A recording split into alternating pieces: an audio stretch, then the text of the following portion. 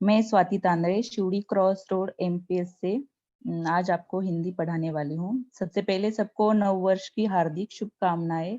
और इसी के साथ हम हमारा हिंदी का जो भाषा अभ्यास है, व्याकरण, तो उसका जो फर्स्ट टॉपिक है शब्दों के पढ़ने वाले। तो सबसे पहले हम देखेंगे शब्द कि या अधिक वर्णों के मेल से बनी सार्थक ध्वनि को हम शब्द कहते हैं। और इन शब्दों का उपयोग हम जो भी भाषा बोलते हैं उन भाषा में करते हैं। तो ये जो शब्द है इनके दो प्रकार के भेद है। पहला है विकारी शब्द और दूसरा है अविकारी शब्द। तो ये जो विकारी शब्द है, देखो विकारी शब्द के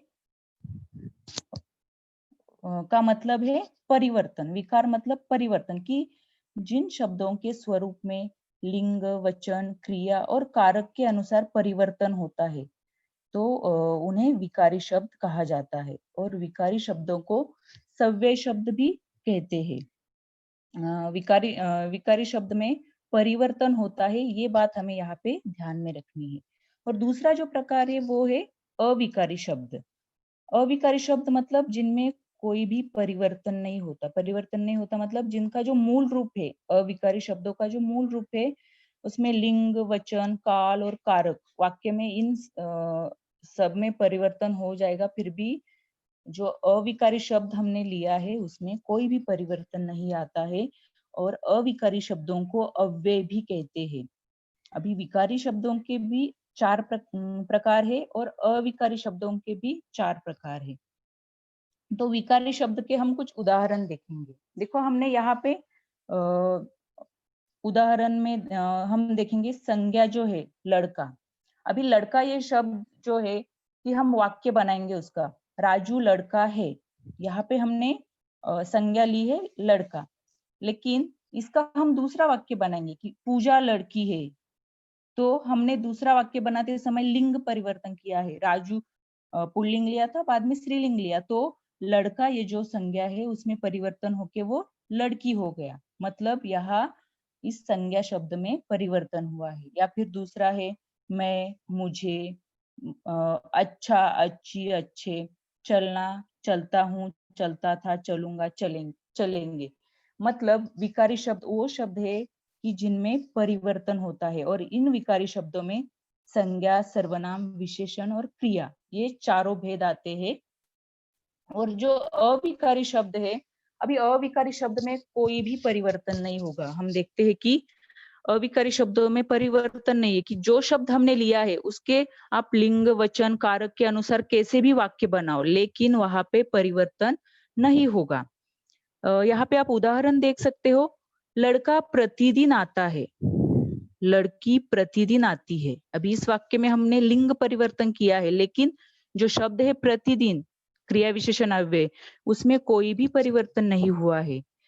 लड़के प्रतिदिन आए, अभी यहाँ पे हमने वचन बदल लिया है कि लड़की का वचन बदल के लड़के लिया है, लेकिन प्रतिदिन शब्द वैसे के वैसा ही है। या फिर चौथा वाक्य है लड़कियां प्रतिदिन आएंगी, कि यहाँ पे हमने विभक्ति ली है, लेकिन जो हमारा अव्यय है वो अव्यय में कुछ भी परिवर्तन, कुछ भी बदलाव नहीं हुआ है, इसीलिए इनको अविकारी शब्द या फिर अव्यय कहा जाता है।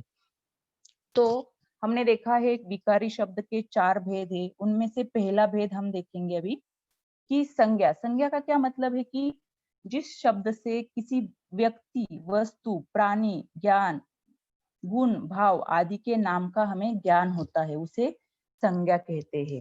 कि संज्ञा से क्या होता है, हमें वस्तु, व्यक्ति, पदार्थ, प्राणी, इनके नाम के बारे में हमें जानकारी मिलती है, ज्ञान होता है, तो उसे हम संज्ञा कहते हैं। तो ये जो संज्ञा है इसके भी 5 भेद है। अभी ये जो 5 भेद है हम देखेंगे कि इनके नाम से ही हमें पता चलेगा कि इनमें कौन से शब्द आएंगे या फिर किस प्रकार का उनकी परिभाषा है। व्यक्तिवाचक संज्ञा, जातिवाचक संज्ञा, भाववाचक संज्ञा, द्रव्यवाचक संज्ञा और समूहवाचक संज्ञा, ये 5 भेद है। इसमें से पहला हम देखेंगे व्यक्तिवाचक संज्ञा। अभी व्यक्तिवाचक, ये शब्द में ही देखो व्यक्ति मतलब किसी विशेष व्यक्ति, वस्तु या स्थान का हमें उसमें नाम आएगा, उसे हम व्यक्तिवाचक संज्ञा कहेंगे कि वे शब्द जो किसी विशेष व्यक्ति, वस्तु या स्थान का बोध कराते हैं, उसे व्यक्तिवाचक संज्ञा कहलाते हैं। मतलब यहाँ पे आपको ध्यान में रखना है कि जो भी वाक्य है उसमें किसी विशेष व्यक्ति, वस्तु, स्थान, इनके नाम आएंगे तो उन्हें हम व्यक्तिवाचक संज्ञा प्रकार में लिख सकते हैं, समझ सकते हैं।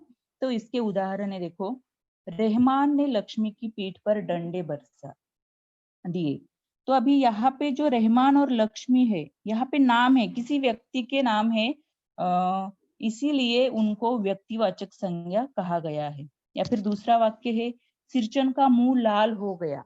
सिरचन एक व्यक्ति का नाम है, विशेष नाम है। अभी व्यक्ति तो बहुत सारे हैं लेकिन उनके अलग अलग नाम रहते, तो ये विशेष नाम हो गया, इसके लिए उसे व्यक्तिवाचक संज्ञा कहा जाता है। या फिर तीसरा उदाहरण है, टैक्सी से हम सब मडगांव पहुंचे। अभी हम देखते हैं हमारे यहाँ इतने सारे गांव रहते, तो हर गांव का नाम अलग अलग रहता है। तो यहाँ पे मडगांव गांव का नाम आया है, मतलब ऐसे अलग अलग नाम है लेकिन ये विशेष नाम है। ये एक ही गांव का नाम यहाँ पे मडगांव है, इसके लिए ये व्यक्तिवाचक संज्ञा हो गई। हाथी सीधे रास्ते चल रहा था। अभी बहुत सारे प्राणी है लेकिन उनमें से कौन सा प्राणी है कि वो एक ही प्राणी का नाम हमें यहाँ पे पता चल रहा है, विशेष नाम पता चल रहा है, तो ये हो गया व्यक्तिवाचक संज्ञा। मतलब व्यक्तिवाचक संज्ञा में आपको एक बात ध्यान में रखनी है, विशेष प्राणी, स्थान या वस्तु के नाम यहाँ पे आ जाते हैं। दूसरा प्रकार है हमारा जातिवाचक संज्ञा।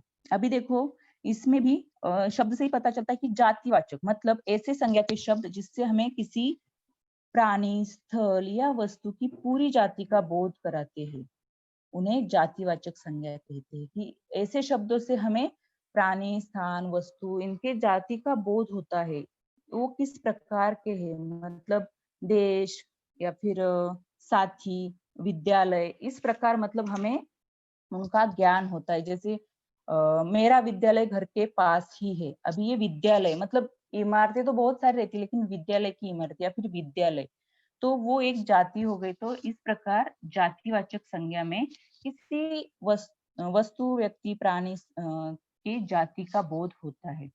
यहाँ पे कुछ उदाहरण भी है, देखो, अब तख्त को उधर मोड़ दे। अभी यहाँ पे इस वाक्य में तख्त तख्त जो शब्द आया है, तो यहाँ पे उसके जाति का हमें पता चल रहा है कि घर में बहुत सारी चीजें, लेकिन जो तख्त है उसकी जाति हमें इस शब्द से पता चल रही है। या फिर दूसरा वाक्य, भारत में सम्राट भिक्षु के समान रहते हैं। भारत के सम्राट के बारे में जानकारी दी है लेकिन वो किस प्रकार रहते हैं कि भिक्षु मतलब सन्यासी, साधु जो रहते हैं, तो उनके प्रकार वो है, मतलब यहाँ पे उनकी जाति का हमें बोध हो रहा है। फिर तीसरे वाक्य में हम देखेंगे, ज्ञान सिंह ने एक जैसी गाय खरीदी। तो यहाँ पे अभी प्राणी है लेकिन उनकी जो जाति है कि गाय, तो उनकी जाति का हमें बोध हो रहा है। शाम तक सारे विद्यार्थी घर पहुंच चुके थे। अभी हम देखेंगे कि बहुत सारे लोग रहते या फिर बच्चे रहते, लेकिन उनमें से विद्यार्थी उनके विद्यार्थी की जाति का विद्यार्थी जो है, छात्र जो है, उनका हमें यहाँ पे उनके बारे में जानकारी मिल रही, तो ये उनका विद्यार्थी जातिवाचक संज्ञा कहते। या फिर हम और बोल सकते कि लड़का दिल्ली जा रहा था। अभी लड़का कि वो जातिवाचक संज्ञा हो गई। तीसरा प्रकार है हमारा भाववाचक संज्ञा। अभी भाववाचक मतलब इसमें इससे हमें जो भाव है, मन के जो भाव है, गुण है, अवस्था है या फिर दशा है, इसका बोध हमें यहाँ पे हो जाता है कि किसी के भाव, गुण, अवस्था या दशा का बोध हो जाता है। मतलब जैसे कि महंगाई होगी, दया का भाव होता है, या फिर अभिमान, साहस गुण होता है, बचपन जैसी अवस्था, बुढ़ापा, इस प्रकार के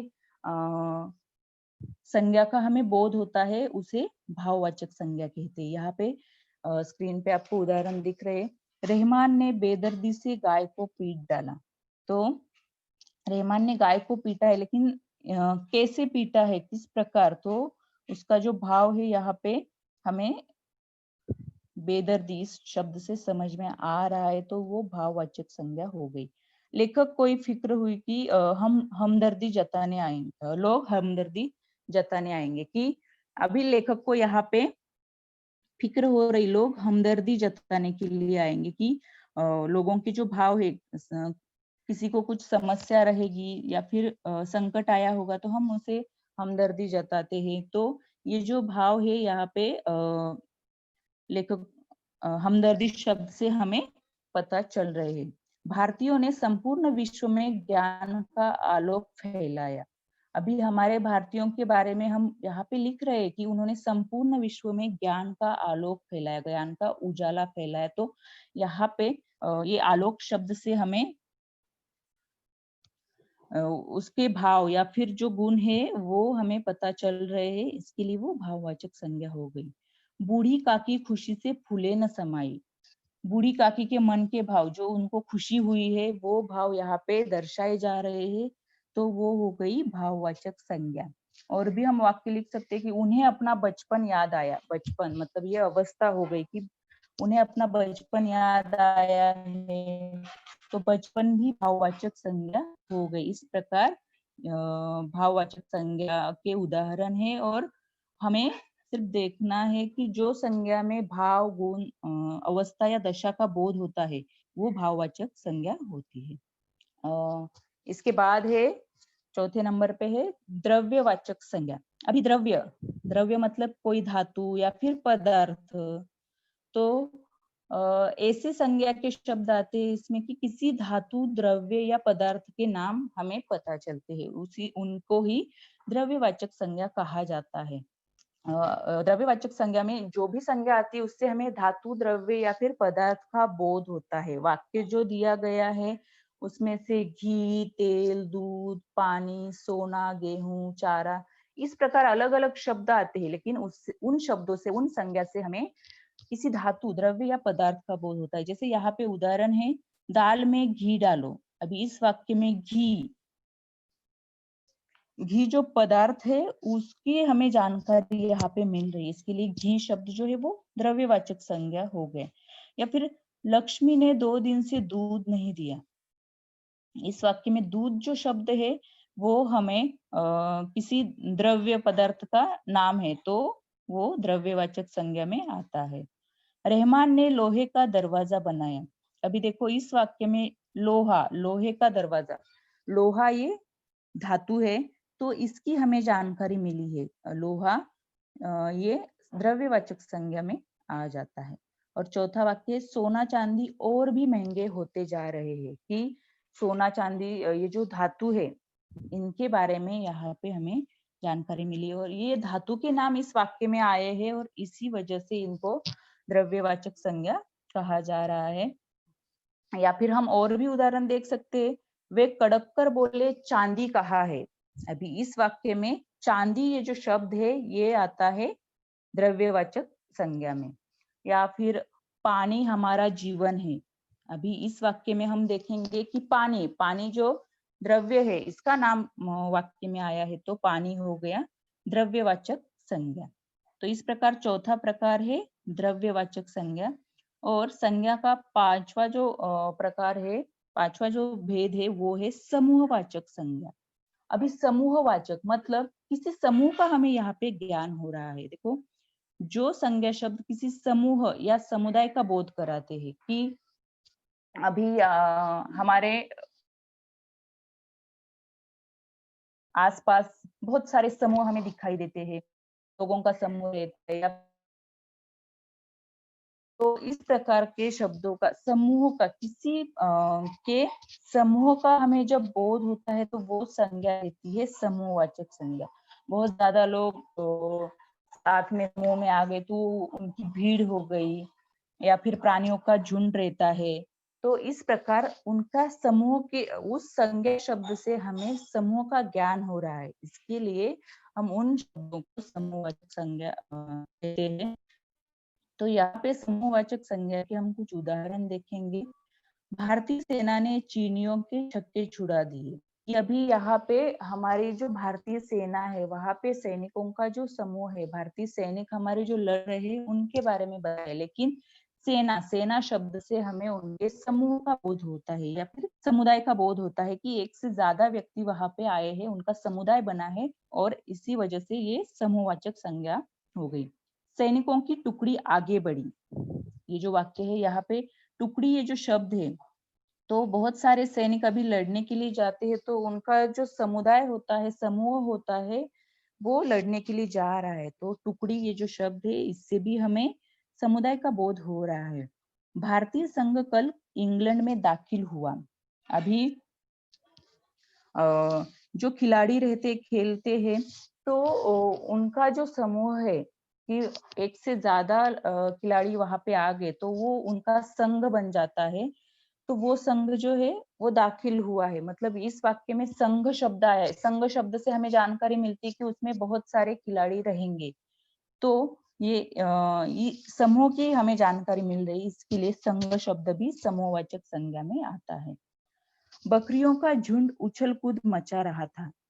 अभी बहुत सारी बकरियां है, तो हम बहुत सारी बकरियों को बकरियों का झुंड झुंड कहा गया है। तो झुंड भी जो है वो उनका समूह हो गया। झुंड इस शब्द से हमें उनके समूह के बारे में जानकारी मिल रही है, तो वो समूहवाचक संज्ञा, झुंड ये जो शब्द है वो समूहवाचक संज्ञा में आता है। या फिर फूलों का गुच्छा सुंदर है, मतलब एक से ज्यादा चीजें वहां पे आ रही है, उनका समूह हो रहा है, और उस समूह को उस समूहवाचक जो है शब्द, उनको समूहवाचक संज्ञा कहते हैं। जो वाक्य दिए हैं उसमें समूह का बोध कराने वाले शब्द हमें देखने हैं, और समूह का बोध कराने वाले शब्द रहेंगे तो वो समूहवाचक संज्ञा में आते हैं।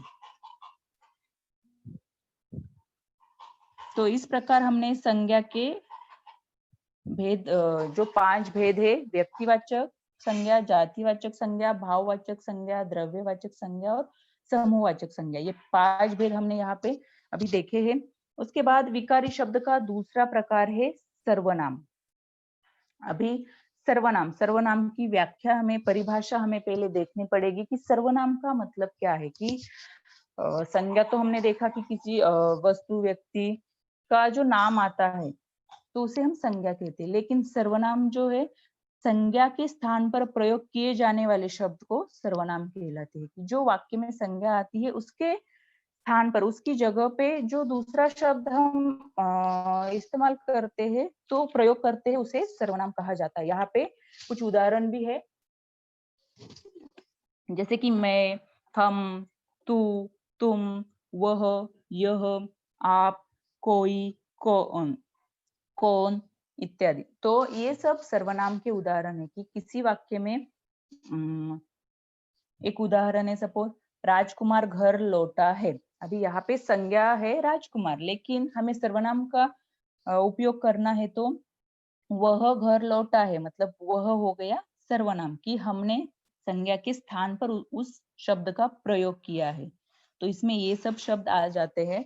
ये जो सर्वनाम है इसके भी 6 भेद है, तो इसके भेद की भी हम जानकारी अभी प्राप्त करने वाले हैं। इसके जो 6 भेद है, पुरुषवाचक सर्वनाम, निश्चयवाचक सर्वनाम, अनिश्चयवाचक सर्वनाम, संबंधवाचक सर्वनाम, प्रश्नवाचक सर्वनाम और निजवाचक सर्वनाम। तो इसमें सबसे पहले हम देखेंगे पुरुषवाचक सर्वनाम। तो पुरुषवाचक सर्वनाम मतलब जिस सर्वनाम का प्रयोग वक्ता या लेखक द्वारा स्वयं अपने लिए अथवा किसी अन्य के लिए किया जाता है। मतलब जो वक्ता है, बोलने वाला है, वो स्वयं अपने लिए या फिर किसी अन्य के लिए उस सर्वनाम का उपयोग कर रहा है, प्रयोग कर रहा है, तो उन्हें पुरुषवाचक सर्वनाम कहते हैं। अभी यहाँ पे आप उदाहरण देखोगे, मैं स्कूल जा रहा हूँ। इसमें इस वाक्य में जो वक्ता है वो स्वयं के बारे में बता रहा है कि मैं स्कूल जा रहा है। यहाँ पे हमें पता चल रहा है कि कौन स्कूल जा रहा है, मैं स्कूल जा रहा हूँ। तो मैं ये जो शब्द है ये पुरुषवाचक सर्वनाम में आता है। अब ये जो पुरुषवाचक सर्वनाम है इसके भी और 3 भेद है। तो पुरुषवाचक सर्वनाम में प्रथम पुरुषवाचक सर्वनाम, उत्तम पुरुषवाचक सर्वनाम भी बोलते हैं हम उसे, मध्य पुरुषवाचक सर्वनाम और अन्य पुरुषवाचक सर्वनाम, इस प्रकार 3 भेद है। तो ये जो उत्तम पुरुषवाचक सर्वनाम है, देखो इसमें वक्ता जो है, बोलने वाला जो है, वह इन सर्वनामों का प्रयोग अपने लिए करता है। मतलब खुद के बारे में वो यहाँ पे जानकारी दे रहा है, अपने लिए इन सर्वनामों का प्रयोग कर रहा है। जैसे मैं बाजार जा रहा हूँ या फिर हम भोजन कर रहे हैं। देखो दोनों वाक्यों में हम खुद के बारे में ही यहाँ पे बता रहे हैं। मतलब जो वक्ता है वो स्वयं के लिए, अपने लिए इन सर्वनामों का प्रयोग कर रहा है। मतलब हमें यहाँ पे बात ध्यान में रखनी है कि इस पुरुषवाचक सर्वनाम में हमें मैं या हम इन दोनों शब्दों का ही प्रयोग करना है और इन दोनों शब्दों से ही हम ये पुरुषवाचक सर्वनाम लिखते हैं। या फिर दूसरा प्रकार है मध्यम पुरुषवाचक सर्वनाम। अभी यहाँ पे जो श्रोता है, मतलब जो बातचीत हो रही है, सामने वाला जो सुनने वाला है, उसके बारे में यहाँ पे प्रयोग किया जाता है कि जिस सर्वनाम का प्रयोग बात सुनने वाले श्रोता के लिए किया जाता है, तो उसे मध्यम पुरुषवाचक सर्वनाम कहलाते हैं। जैसे यहाँ पे उदाहरण है कि तुम जयपुर कब जाओगे। अभी मध्यम पुरुषवाचक में आपको बात ध्यान में रखनी है कि सामने वाले के बारे में, सामने वाला जो सुनने वाला श्रोता है उसके बारे में हम यहाँ सर्वनाम का प्रयोग कर रहे हैं कि तुम जयपुर कब जाओगे।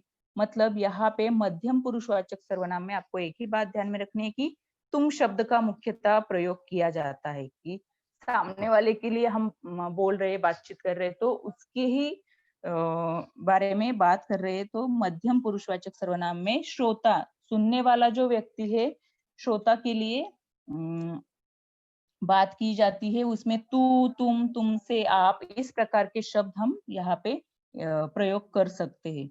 और पुरुषवाचक सर्वनाम का तीसरा प्रकार है अन्य पुरुषवाचक सर्वनाम। अभी यहाँ पे बोलने वाला या फिर सुनने वाला नहीं, कि उनको छोड़ के उनसे अतिरिक्त किसी अन्य तीसरे के लिए इस सर्वनाम का प्रयोग किया जाता है। उसमें देखो यहाँ पे उदाहरण है, वह बाजार जा रहा है। मतलब हमने प्रथम पुरुषवाचक और मध्य पुरुषवाचक में देखा है कि प्रथम पुरुषवाचक में बोलने वाला था कि मैं खुद के बारे में बोल रहा हूँ। मध्यम पुरुषवाचक में सुनने वाला कि तुम क्या कर रहे हो, या फिर तू, तुम, ऐसे हम शब्दों का इस्तेमाल करते थे। लेकिन अन्य पुरुषवाचक सर्वनाम में क्या हो रहा है कि अन्य तीसरे जो बात करने, बोलने वाला है, सुनने वाला है, उनको छोड़ के उनके अतिरिक्त अन्य तीसरे व्यक्ति के बारे में बात की जा रही है। मतलब यहाँ पे उदाहरण देख सकोगे आप, वह बाजार जा रहा है। मतलब अभी ये जो बात है ये अन्य तीसरे व्यक्ति के बारे में हो रही है, तो वह बाजार जा रहा है, ये हो गया अन्य पुरुषवाचक सर्वनाम। या फिर दूसरे उदाहरण में, उसने घर का सारा काम कर लिया। यहाँ पे हम अन्य व्यक्ति के बारे में बोल रहे हैं, इसके लिए ये अन्य पुरुषवाचक सर्वनाम में अन्य व्यक्ति के लिए ही हम प्रयोग करते हैं। इस अन्य पुरुषवाचक सर्वनाम में वह, वे, इस प्रकार के शब्द आते हैं, या फिर उसने, इस प्रकार के शब्द आते हैं कि जिससे हम किसी दूसरे किसी अन्य व्यक्ति के बारे में बात कर रहे हैं, उस सर्वनाम का प्रयोग कर रहे हैं। अभी सर्वनाम का दूसरा प्रकार है निश्चयवाचक सर्वनाम। देखो निश्चयवाचक मतलब निश्चितता है उसमें, कि जो सर्वनाम किसी वस्तु या व्यक्ति आदि की ओर निश्चय पूर्वक संकेत करे, वे निश्चयवाचक सर्वनाम कहलाते हैं। इसी निश्चयवाचक सर्वनाम, इस नाम से ही हमें ध्यान में रखना है कि निश्चय पूर्वक हमें उसकी जानकारी मिल रही है, निश्चय पूर्वक संकेत किया जा रहा है। कि जैसे तुम्हारी पुस्तक वह है, या मतलब निश्चय पूर्वक बताया जा रहा है कि वह ही है। या फिर ये घोड़ा है, अभी घोड़े के बारे में हमें बताया जा रहा है, लेकिन ये घोड़ा है, इस ए शब्द से क्या हो रहा है, निश्चय पूर्वक हमें जानकारी मिल रही है। या फिर दूसरा उदाहरण है, वह अजय है। अभी अजय है, लेकिन कौन सा अजय है, तो वह अजय है, ये हमें जानकारी इस वह शब्द से मिल रही है। वह अंग्रेजी की किताब है। अभी बहुत सारे किताबें हैं, लेकिन वह किताब जो है वो अंग्रेजी की है, हम निश्चय पूर्वक बोल रहे हैं, तो ये जो शब्द है ये निश्चय वाचक सर्वनाम में आते हैं। यह, वह, ऐसे शब्द निश्चयवाचक सर्वनाम में आ जाते हैं। हम जो वाक्य बोल रहे हैं, जो वाक्य हम बता रहे हैं, उसमें निश्चय पूर्वक संकेत हम बता रहे हैं। सर्वनाम का तीसरा प्रकार है अनिश्चयवाचक सर्वनाम। जैसे हमने निश्चयवाचक सर्वनाम देखा कि निश्चित हमें पता है कि वह व्यक्ति है या फिर उसके बारे में हम बात कर रहे हैं, लेकिन यहाँ पे अनिश्चयवाचक सर्वनाम में क्या है, निश्चित व्यक्ति वस्तु का बोध हमें नहीं होता है। मतलब हम नहीं बता सकते कि निश्चित वही व्यक्ति है या फिर वस्तु है। कि जिन सर्वनाम शब्दों के द्वारा किसी निश्चित व्यक्ति या वस्तु का बोध न हो, यहाँ पे अनिश्चय मतलब अ आया है तो हमें यहाँ पे किसी भी निश्चित व्यक्ति या वस्तु का बोध नहीं हो रहा, इसके लिए उसे अनिश्चयवाचक सर्वनाम कहलाते हैं। जैसे कि गाड़ी में कोई बैठा है। अभी यहाँ इस शब्द में क्या आया है, गाड़ी में कोई बैठा है। यहाँ पे अभी ये वाक्य हम बोलेंगे या फिर सुनेंगे तो हमें निश्चित कुछ जानकारी नहीं मिल रही कि गाड़ी में कौन बैठा है, कोई बैठा है। यहाँ पे शब्द आया है कोई, तो कोई शब्द से वहां पे लड़का हो सकता है, लड़की हो सकती है, बच्चा हो सकता है, मतलब निश्चित हमें पता नहीं कि कौन सा व्यक्ति गाड़ी में बैठा है। इसीलिए कोई शब्द जो है वो अनिश्चयवाचक सर्वनाम में आता है। या फिर शर्ट पर कुछ गिरा है। अभी देखो यहाँ पे कुछ जो शब्द आया है तो सिर्फ कुछ शब्द से शर्ट पे कुछ गिरा है, अभी पानी गिरा है, चाय गिरा है, कुछ हमें जानकारी नहीं मिल रही है, निश्चितता नहीं है उसमें कि निश्चित क्या है। तो इसीलिए अनिश्चयवाचक सर्वनाम ध्यान में रखना है आपको कि निश्चित व्यक्ति या वस्तु का हमें यहाँ पे बोध नहीं हो रहा कि खाने के लिए दो, तो मतलब अभी यहाँ पे हमें जानकारी नहीं मिल रही कि निश्चित क्या देना है। बाहर कोई है, कोई, अभी कोई कौन हो सकता है हम नहीं बता सकते, हमारा पहचान वाला है या फिर कोई नया व्यक्ति आया है, मतलब इस प्रकार निश्चित नहीं है इसमें कुछ भी, इसीलिए उसको अनिश्चयवाचक सर्वनाम कहते हैं। अभी सर्वनाम का चौथा जो भेद है, संबंधवाचक सर्वनाम। तो संबंधवाचक सर्वनाम इस शब्द में भी आप देखोगे कि जिसमें दो अलग अलग वाक्यों में किसी चीज का संबंध दर्शाया जाए। यहाँ पे वाक्य में किसी चीज का संबंध दर्शाया जाता है या किसी चीज का आपस में जो संबंध है वो दिखाई जाए, उसको संबंधवाचक सर्वनाम कहते हैं। इसमें क्या होता है, वाक्य में जो भी शब्द आए हैं सर्वनाम के, तो उनमें जो संबंध है ये वो दर्शाया जाता है, वो स्पष्ट किया जाता है। जैसे यहाँ पे उदाहरण है, जो करेगा वो भरेगा। अभी ये जो वाक्य है यहाँ पे संबंध दर्शाया है जो और वो, इन दोनों शब्द से, कि जो करेगा वो भरेगा। मतलब जो करेगा ये जो वाक्य है उसका संबंध जो करेगा इस वाक्य का संबंध दर्शाया है, वो भरेगा। जो और वो इन शब्दों ने ये दोनों वाक्य का संबंध दर्शाया है, इसीलिए उसको संबंधवाचक सर्वनाम कहते हैं। या फिर हम जो जीतेगा उसे इनाम मिलेगा, मतलब जो जीतने वाला है उसे इनाम मिलेगा। इस वाक्य में जो और उसे वह दोनों संबंधवाचक सर्वनाम है कि वाक्य में संबंध स्पष्ट करने वाले जो सर्वनाम है उन्हें संबंधवाचक सर्वनाम कहा जाता है। जैसे जो जैसे करेगा वह वैसे भरेगा, मतलब जो और वह, इस प्रकार के जो शब्द है वो संबंधवाचक सर्वनाम में आते हैं। कि यहाँ पे आपको एक ही बात ध्यान में रखनी है कि उनमें संज्ञा या फिर सर्वनाम जो है उनमें उनके साथ जो संबंध है वो वहां पे स्पष्ट किया जाता है, हमें जानकारी मिलती है, इसीलिए उसको संबंधवाचक सर्वनाम कहा जाता है। अभी सर्वनाम का पांचवा प्रकार है प्रश्नवाचक सर्वनाम। प्रश्नवाचक मतलब जिसमें ऐसे सर्वनाम के शब्द हमें देखने हैं कि जिसमें कोई प्रश्न हम पूछ रहे हैं, कि प्रश्न का बोध हमें हो रहा है, उस वाक्य से हमें प्रश्न की जानकारी मिल रही है। जैसे तुम कहाँ जा रहे हो, अभी इस वाक्य में कहा, तुम कहाँ जा रहे हो, कहा शब्द से हमने प्रश्न बना लिया है, कहा शब्द से प्रश्न बन गया है, तो ये हो गया प्रश्नवाचक सर्वनाम। और कहा शब्द हम सुनते हैं तब हमें प्रश्न का बोध हो रहा है। या फिर दूसरा वाक्य, गाड़ी में कौन बैठा है, कौन, अभी कहा, कौन, क्यों, क्या, ऐसे शब्दों से हमें प्रश्न का बोध होता है। और ऐसे शब्द जिस वाक्य में आए हैं उस वाक्य में प्रश्नवाचक सर्वनाम रहता है कि जिन शब्दों से हमें प्रश्न का बोध हो रहा है। या फिर प्रेमा क्या कर रही हो, क्या शब्द आया इस वाक्य में, तो क्या से क्या आपको प्रश्नवाचक सर्वनाम में लिखना है या फिर प्रश्नवाचक सर्वनाम में वो आ जाता है। मतलब प्रश्नवाचक सर्वनाम में एक ही बात ध्यान में रखने की, वहां पे किसी प्रश्न का हमें बोध होता है। जिस शब्द से, ऐसा शब्द आपको देखना है कि जिस शब्द से किसी प्रश्न का हमें बोध हो रहा है, वो हो गया प्रश्नवाचक सर्वनाम। और वो है निजवाचक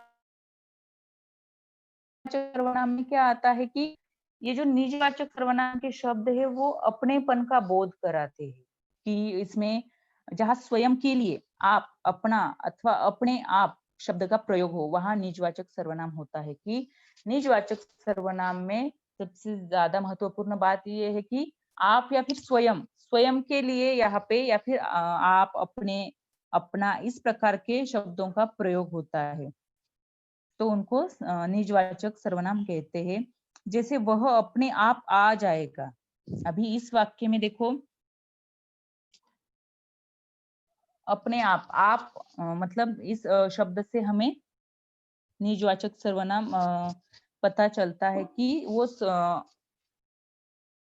अपने आप के लिए अपनेपन का बोध करने वाला ये शब्द है, या फिर वह अपना काम स्वयं करता है। अभी देखो, स्वयं, स्वयं के बारे में भी यहाँ पे हम जानकारी देते हैं, तो स्वयं के लिए स्वयं शब्द भी यहाँ पे निजवाचक सर्वनाम में आ रहा है। तो इस प्रकार सर्वनाम के जो 6 भेद है वो हमने देखे हैं। उसमें पुरुषवाचक, निश्चयवाचक, अनिश्चयवाचक, संबंधवाचक, प्रश्नवाचक और निजवाचक, चारों भेद, जो 6 भेद है वो हमने पढ़े हैं अभी।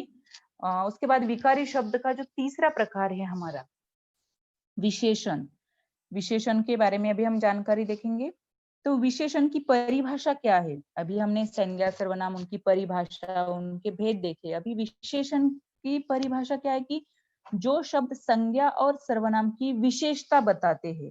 यहाँ पे हमें ये बात ध्यान में रखने की, ऐसे शब्द है जो संज्ञा और सर्वनाम की विशेषता बता रहे हैं, वो विशेषण कहते हैं। जैसे अभी विशेषण में कौन से शब्द आते हैं फिर? बड़ा, काला, लंबा, दयालु, भारी, सुंदर, कायर, इस प्रकार के शब्द हम विशेषण में लिखते हैं, या फिर वाक्य में इस प्रकार के शब्द आते हैं, उनको हम विशेषण कहते हैं। क्योंकि ये शब्द जो है, ये वाक्य में जो भी संज्ञा आई है या फिर जो भी सर्वनाम आया है, उनकी विशेषता हमें बता रहे हैं। यहाँ पे आप उदाहरण देखोगे, आसमान का रंग नीला है। यहाँ पे जो है, अभी आसमान, ये जो संज्ञा है, उसके बारे में हमें विशेषता बताइए। विशेषता क्या बताइए? कि उसका रंग कैसा है? नीला है। मतलब यहाँ पे नीला ये विशेषता हो गई, विशेषण हो गया। मोहन एक अच्छा लड़का है। अभी मोहन संज्ञा है और मोहन के बारे में जानकारी मिल रही है, लेकिन वो कैसा लड़का है उसकी विशेषता हमें यहाँ पे बताई जा रही। तो ये अच्छा शब्द जो है वो विशेषण कहलाते हैं। टोकरी में मीठे संतरे है। अभी टोकरी में संतरे है, लेकिन कैसे, वो उनकी जो विशेषता है, विशेष गुण है उनका, विशेषता जो है वो हमें मीठे शब्द से पता चल रही है। इसके लिए ये सारे शब्द विशेषण में आ जाते कि संज्ञा या सर्वनाम की विशेषता, हमें इन शब्दों से हमें इनकी विशेषता की जानकारी मिल रही है। अब ये जो विशेषण है, विशेषण के भी प्रकार हम देखने वाले हैं। तो विशेषण के 4 प्रकार हम देखेंगे। तो पहला है गुणवाचक विशेषण। गुणवाचक, अभी इसके भी नाम से हमें पता चल रहा है कि गुण मतलब जो शब्द संज्ञा या सर्वनाम के गुण के रूप की विशेषता बताते हैं। जो भी वाक्य में संज्ञा या सर्वनाम आया है, उनके गुण के रूप की विशेषता बताने वाले शब्दों को गुणवाचक विशेषण कहा जाता है। अभी ये शब्द जो है, गुणवाचक विशेषण जो है, गुण, दोष, रूप, आकार, इन सब बात की जानकारी हमें देते हैं। इसके लिए उसे गुणवाचक विशेषण कहते हैं। इसमें काला, गोरा, लंबा, कायर, वीर, इस प्रकार के शब्द जो है वो गुणवाचक विशेषण में आते हैं। कि किसी व्यक्ति के गुण, दोष, गुणों के साथ दोष, रूप और आकार, उसका रूप और आकार, सारे शब्दों के बारे में हमें यहाँ पे जानकारी मिल रही है कि उस व्यक्ति के गुण कौन से है, या फिर दोष कौन से है, उसका आकार कैसा है, या फिर उसका रूप कैसा है। इन सारे चीजों की जानकारी हमें इस गुणवाचक विशेषण में मिल जाती है। जैसे यहाँ पे उदाहरण है,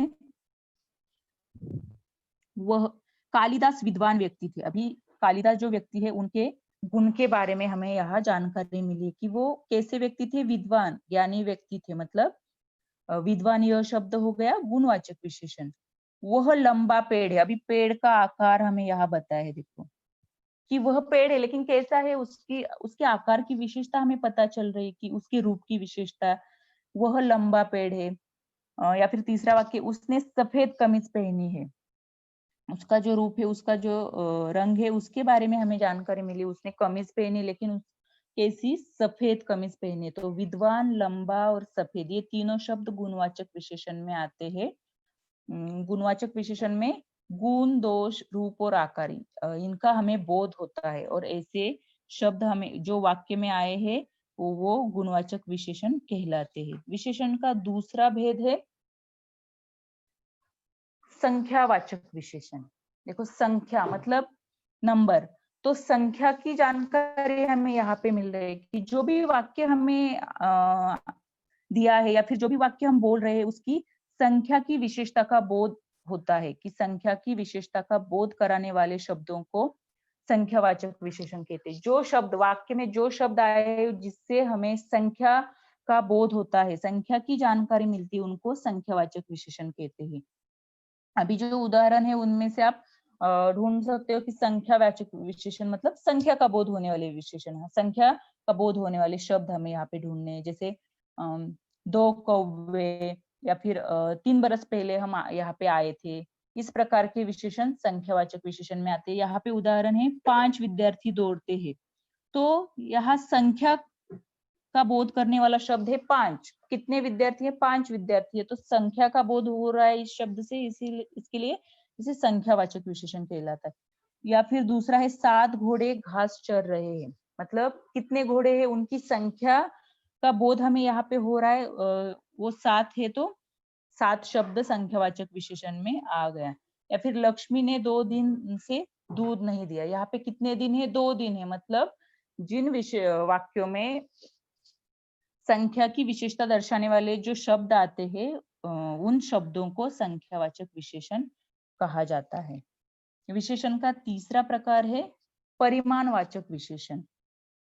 तो देखिए, परिमाण मतलब कोई भी चीज रहेगी, उसको उसका नापतोल, उसके नापतोल के, उसकी मात्रा के बारे में हमें यहाँ पे बोध हो जाता है कि जो विशेषण संज्ञा या सर्वनाम की मात्रा या नापतोल के परिणाम हमें दर्शाती है, उसे परिमाणवाचक विशेषण कहते हैं।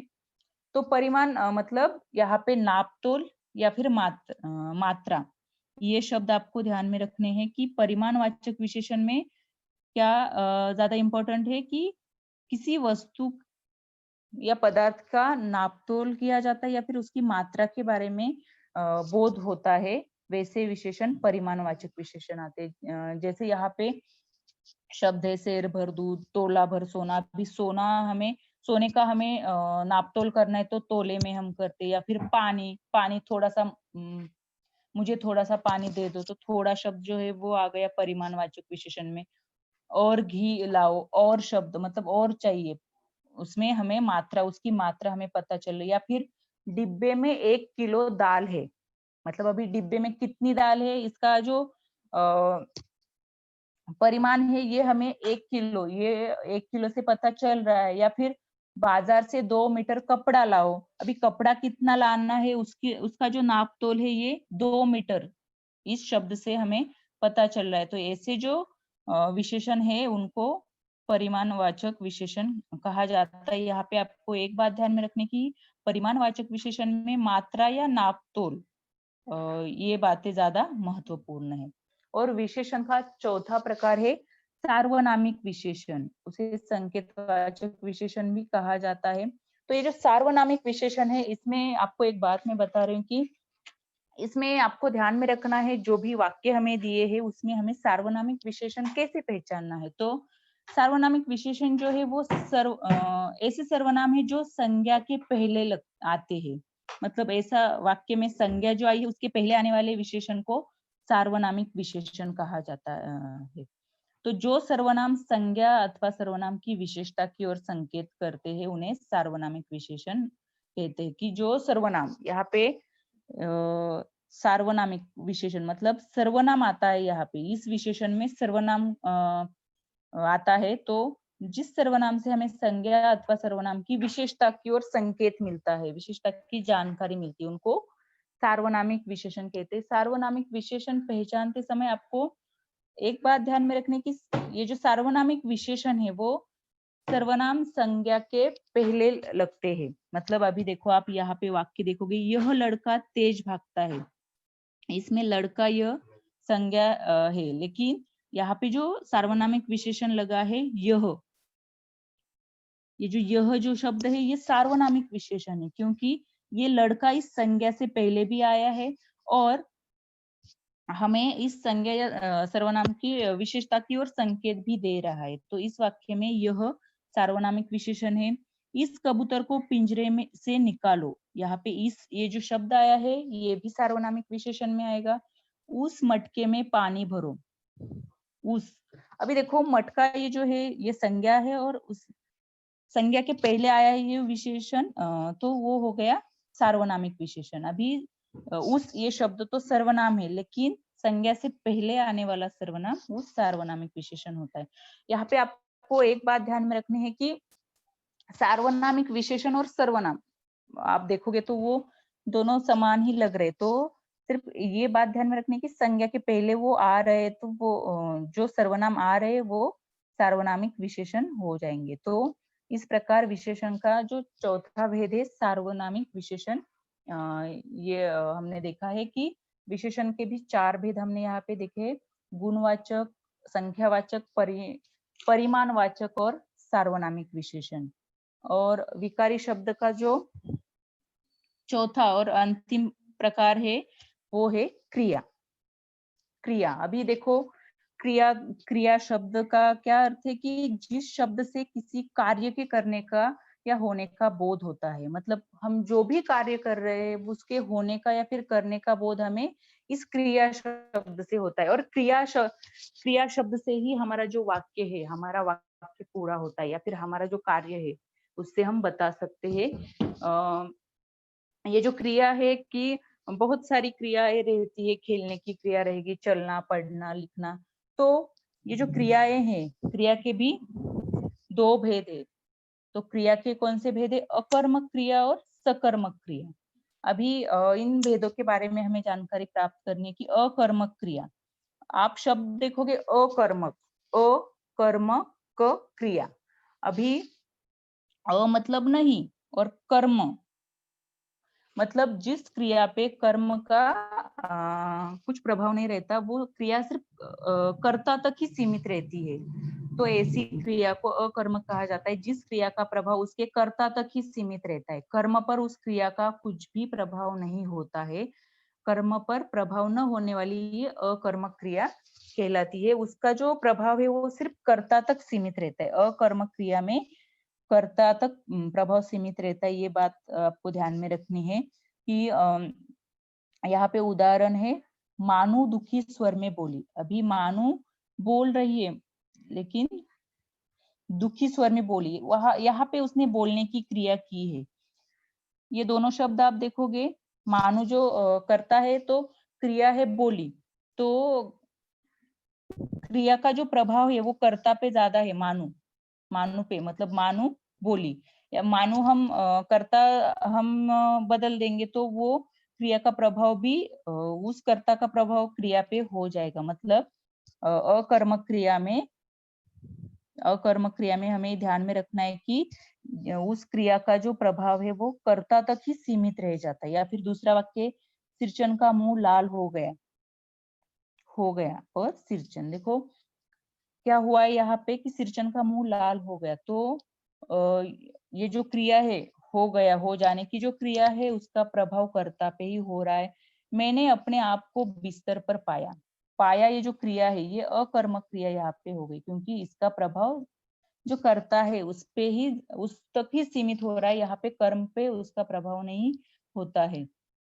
कुछ क्रियाएं जो सदैव अकर्मक रहती है और ऐसी कुछ क्रियाएं है जो सदैव अकर्मक रहती है। उठना, बैठना, सोना, रोना, हंसना, जीना, मरना, कूदना, चढ़ना, डरना, जागना, तो इस प्रकार की क्रिया जो है वो सदैव अकर्मक ही रहती है।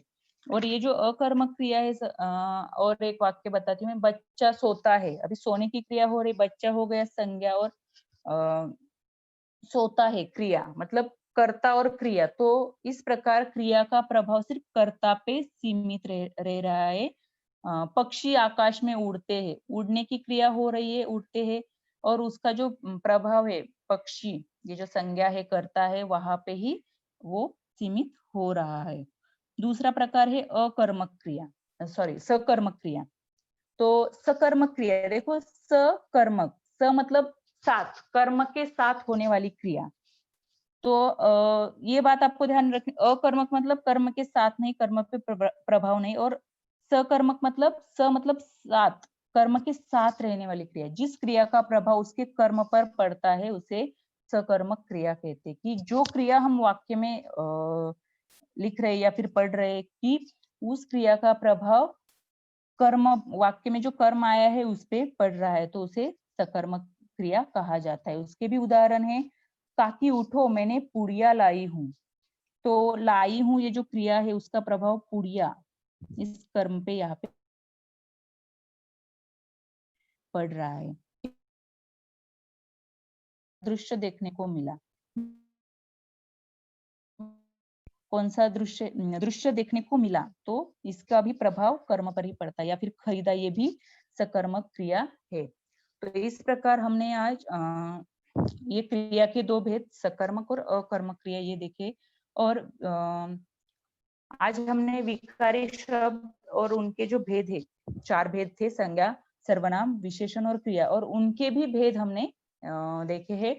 तो आज हमने जो भेद देखे, तो उस पे उससे रिलेटेड में यहाँ पे अभी कुछ क्वेश्चन है। पहला वाक्य देखो, अधोरेखांकित शब्दों के भेद पहचान कर लिखिए। पहला वाक्य है, सोनाबाई के बच्चे खेलने लगे।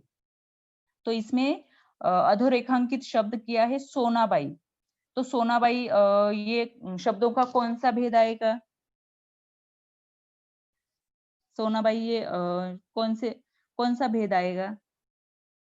सोनाबाई ये जो शब्द है,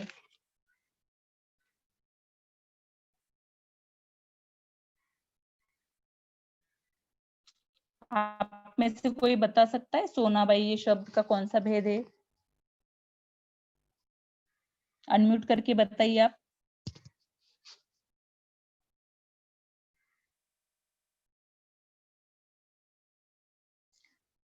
तो देखो, सोनाबाई शब्द जो है वो संज्ञा है, लेकिन संज्ञा का कौन सा भेद आया? यहाँ पे हमें किसी व्यक्ति की जानकारी मिल रही है, तो वो हो गया व्यक्तिवाचक संज्ञा। की व्यक्ति की जानकारी मिल रही है, वो हो गया व्यक्तिवाचक संज्ञा।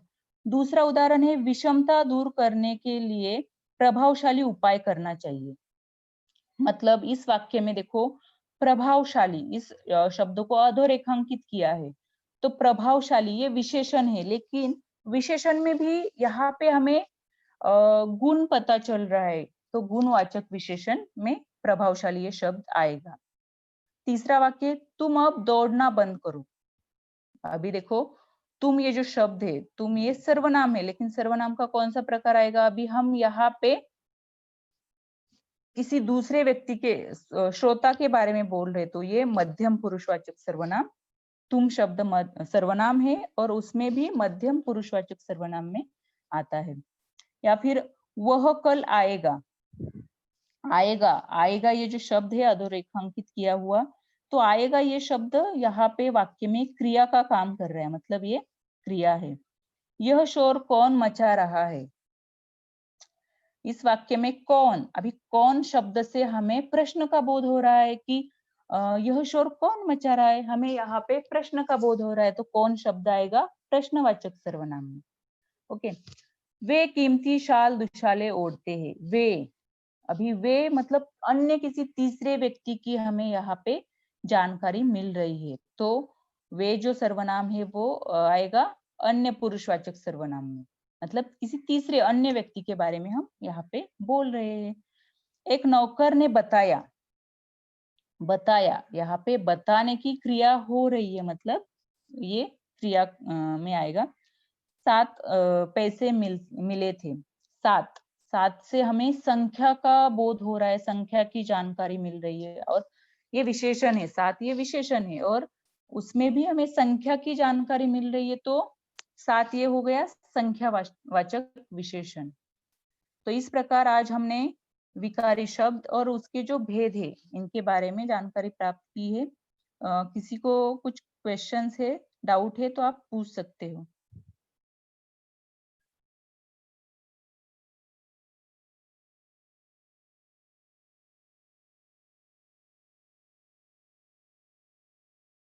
यस,